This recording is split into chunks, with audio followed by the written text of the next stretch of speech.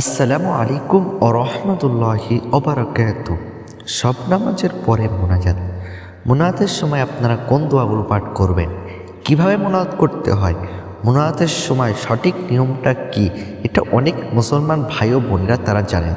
কারণ আমরা যদি মোনাজাত করি, মোনাজাতের সঠিক নিয়মটা আগে জানতে হবে, না হলে আল্লাহ পাক রব্বুল আলামিন আপনাদের মোনাজাতটা কবুল করবেন না, ফিরিয়ে দেবেন।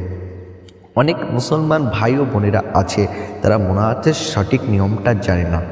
মোনাজাতটা কিভাবে করতে হয়, মোনাজাতের সঠিক নিয়মটা কি, এটা অনেক মুসলমান ভাই ও বোনেরা জানে না। এবং মোনাজাতের সময় কোন কোন দোয়াগুলো পাঠ করতে হয় এটা অনেক মুসলমান ভাই ও বোনেরা জানে না। তাই জন্য আপনাদেরকে আমি রিকোয়েস্ট করবো, আজকের এই ভিডিওটা অবশ্যই শেষ পর্যন্ত দেখবেন। যে সকল ভাই এবং বোনেরা এই চ্যানেলে নতুন আছেন অবশ্যই চ্যানেলটিকে সাবস্ক্রাইব করবেন, লাইক কমেন্ট শেয়ার করতে ভুলবেন না।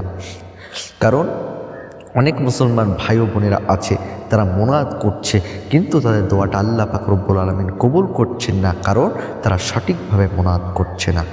মোনাজাত করতে হবে সঠিক নিয়মে। যদি আপনারা ভুল ত্রুটি করেন তাহলে আল্লাহ পাক রব্বুল আলামিন আপনাদের মোনাজাতটাকে সাথে সাথে রিজেক্ট করে দেবেন, ফিরিয়ে দেবেন, কবুল করবেন না। তাই জন্য আজকে আমি রিকোয়েস্ট করব, আজকের ভিডিওটা প্রথম থেকে শেষ পর্যন্ত দেখবেন। আর কিছুদিন পরেই রমজান মাস চলে এসেছে।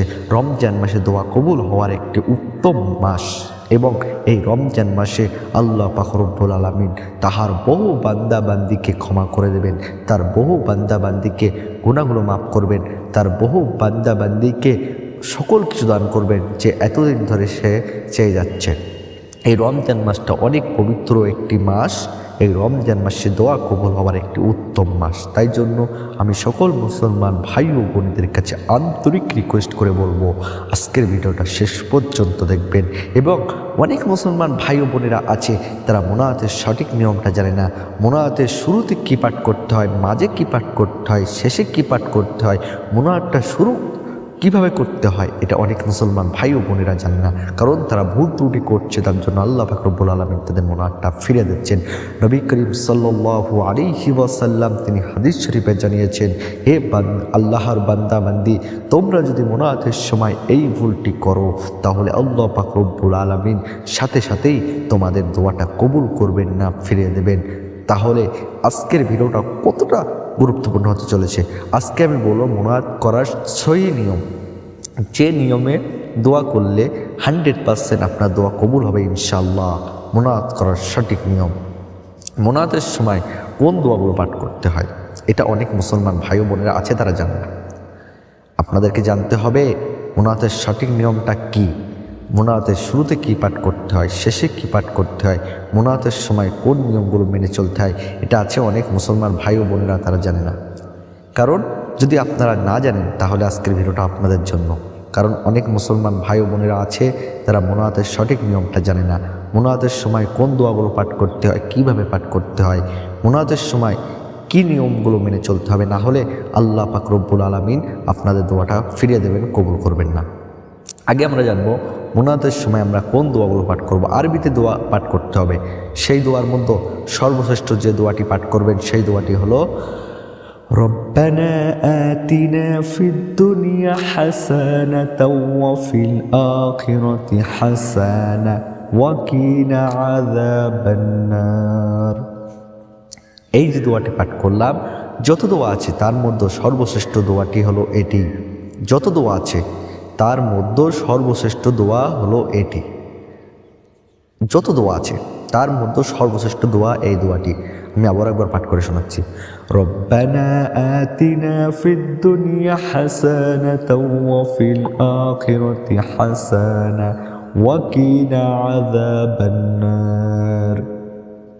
যত দোয়া আছে তার মধ্যে সর্বশ্রেষ্ঠ দোয়া এটি। দ্বিতীয় নম্বর যে দোয়াটি পাঠ করবেন সেই দোয়াটি খুবই গুরুত্বপূর্ণ দোয়া। দোয়াটি হলো আস্তাগফিরুল্লাহাল্লাযী লা ইলাহা ইল্লা হুয়াল হাইয়ুল কাইয়্যুম ওয়া আতুবু ইলাইহি। এই আস্তাগফিরুল্লাহাল্লাযী লা ইলাহা ইল্লা হুয়াল হাইয়ুল কাইয়্যুম ওয়া আতুবু ইলাইহি, এই দোয়াটি খুবই গুরুত্বপূর্ণ দোয়া।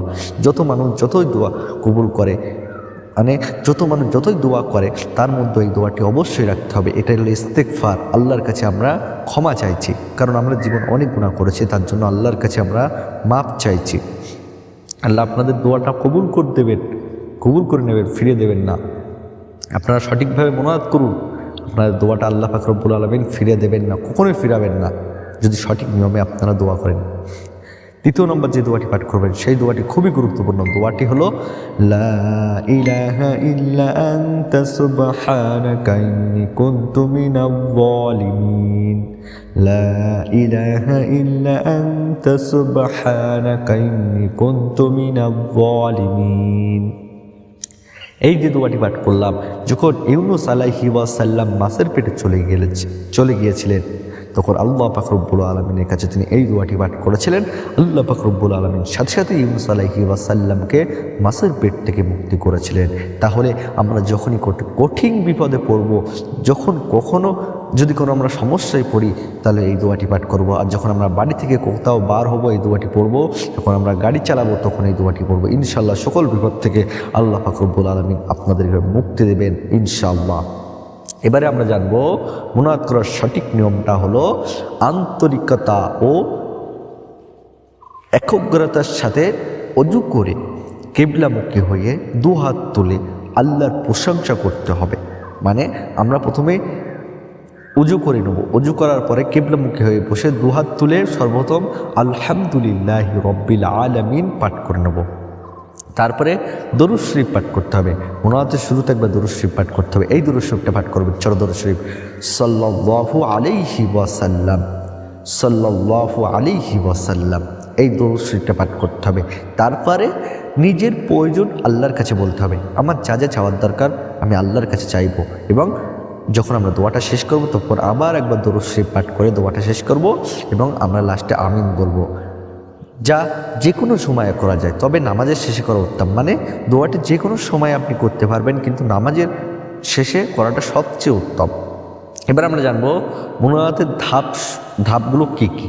প্রথম নাম্বার, অজু থাকা অবস্থায়, অজু ছাড়া দোয়া করা যায় কিন্তু অজু থাকা অবস্থায় দোয়া করাটা উত্তম। এবং 2 নম্বর, মনকে স্থির ও আল্লাহর প্রতি নিবিষ্ট রেখে দোয়া করা। উদাসীন ব্যক্তির দোয়া আল্লাহ পাক রব্বুল আলামিন কবুল করেন না। তাই জন্য আপনারা মনকে স্থির রেখে আল্লাহর নিকটবর্তী হয়ে দোয়া করুন, আল্লাহর প্রতি বিশ্বাস রাখুন যে ইনশাআল্লাহ আমার দোয়াটা কবুল হবে। এবং আল্লাহর কাছে নিজের প্রয়োজন ও গুনাহ মাপ চাওয়া, যা নিজের ভাষায় করা যাবে। আপনি আপনার নিজের ভাষায় আল্লাহর কাছে দোয়া করবেন। এবং শেষ আবারও দরুদ শরীফ পাঠ করতে হবে। মানে যখন আমার সব কিছু চাওয়া হয়ে যাবে তখন আবার একবার দরুদ শরীফ পাঠ করবো, তারপর আল্লাহর কাছে দোয়াটা আমরা শেষ করবো। ইনশাআল্লাহ আল্লাহ পাক রব্বুল আলামিন আমাদের দোয়াটা কবুল করবেন। এবং গুরুত্বপূর্ণ সময় দোয়া কবুল হওয়ার, যে কোনো সময় করতে পারবেন, যে কোনো সময় দোয়া কবুল হয়, কিন্তু বিশেষত নামাজের পর, সেহরি ও ইফতার, জুমা ও বিপদের সময় মুনাজাত করা যায় ইনশাআল্লাহ। তাহলে বুঝতে পেরেছেন আপনি যে কোনো সময় আল্লাহর কাছে দোয়া করতে পারবেন। এটি আল্লাহর সাথে সরাসরি কথা বলা ও আন্তরিকতা ও ভক্তি অপরিহার্য। আপনি অবশ্যই আপনার ভক্তির সাথে আল্লাহর কাছে দোয়া করুন, আল্লাহর কাছে যা চাওয়ার দরকার চান, ইনশাআল্লাহ আল্লাহ পাক রব্বুল আলামিন আপনার দোয়াটা কবুল করবেন। আশা করি বুঝতে পেরেছেন। ভিডিওটা এখানে শেষ করছি। আসসালামু আলাইকুম।